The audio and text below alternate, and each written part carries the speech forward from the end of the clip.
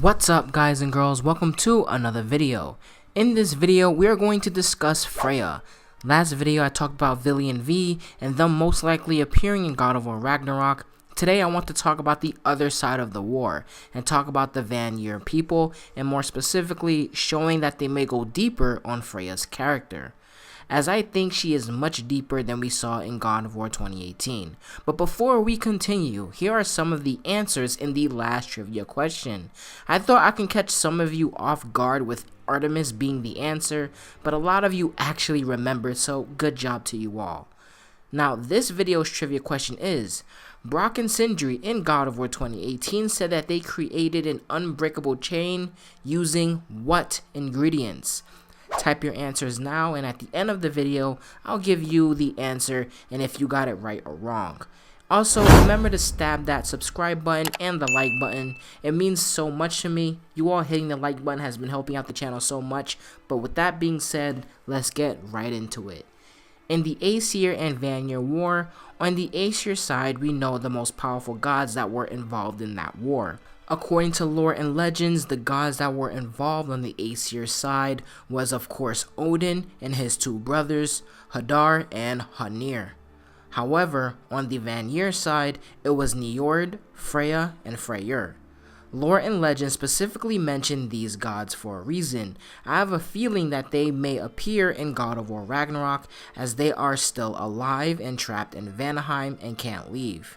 Odin himself specifically closed off this realm. You can see this in lore and legends if you go to the description of Vanaheim. So why am I giving you all this information? Well, it's possible we could actually hear more on Freyas backstory as a character, since it is confirmed on the PS blog that Freya is one of the two antagonists of the game, and Eric said that we will visit every single realm including Vanaheim.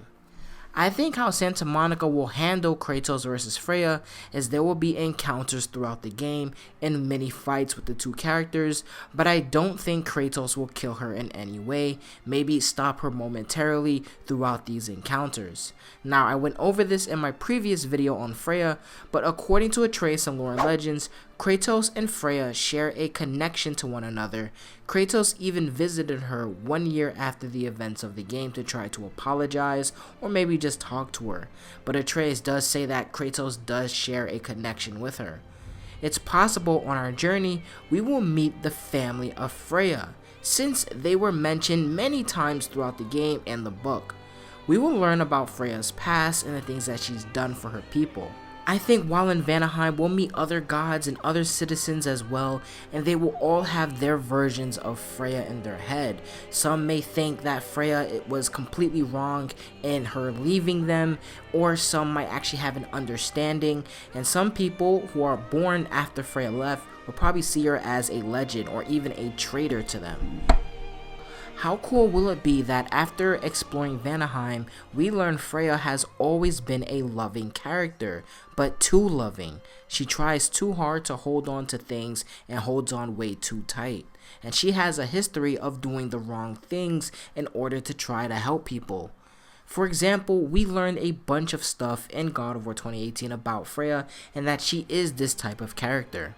Like her cursing Baldur to never feel anything in order to stop him from dying, or her marrying her people's worst enemy, Odin, trying to stop the war and of course the bloodshed.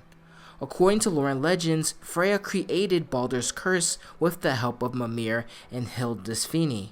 After making the curse, she bewitched Mimir so he could never talk, but I also have a theory that she must have cursed Hildisvíni as well, making him and transforming him into a boar.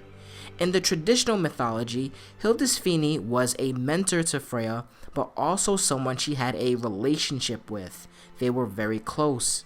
I think in God of War, she cursed him so he could never talk, which is why she looks over him the way that she does. He's been a boar for so long, he can't remember himself. This may seem evil, but if this theory is true, she only did it to make sure that Baldur was safe. Now, here's my little theory on Freya and what she'll go through in the next game. Imagine we are in Vanaheim and Freya appears, shouting at us, when her family appears. Freya hasn't seen them in hundreds of years. She tries to focus on Kratos and Atreus, but can't help but see her brother, her father, and all the other Vanir people watching her. Her appearance is rigid to say the least. She looks like how she looked in the God of War Ragnarok trailer, however worse. Her hair is completely out of place, her mascara is dripping down. She's pretty much scaring the Vanir people. And then she starts to scream at them, saying that they all abandoned her when she was just trying to help. She never wanted to marry Odin, but she just wanted to save them. And they all repaid her by shunning her. Njord, her father, steps up and says that they were only upset because they thought that they will never see her again. Some did think of her as a traitor, but over time they understood why you left. She charges at Kratos and Atreus as if every time she feels emotions, she decides to give into anger. I think as she charges, her father would stop her. I think eventually she'll be so angry, but she'll start to grieve for her son. You see, I think that she's been angry since the day Baldur died, since the day she had to marry Odin, and angry since the start of the war. But she's just done a very good job of covering it up, and after Baldur died, all of that anger just exploded, even changing how she looked. I think eventually, while in Vanaheim, while surrounded by her own people, that she would actually start to grieve for the first time. Grieve for her son and the things that she's lost since marrying Odin, since the war. Freya at her core character is very loving, but she's just made a few mistakes along the way. And I think that she has to understand that she is just as much responsible for Baldur's death as much as Kratos. Kratos may have been the knife, but Freya definitely stuck that knife halfway through. I think being around her people and understanding finally that she was in the wrong, I think eventually her path on this dark road that she's on will eventually change and she'll return to the Freya that we all know and love.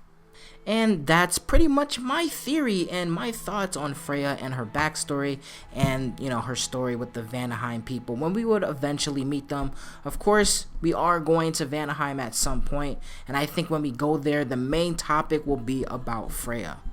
The answer to the trivia question is a cat's footprint and bird spit. Yeah, I know it's really weird. I don't know how the hell you even collect a cat's footprint. Does a cat have to step on a pile of ingredients?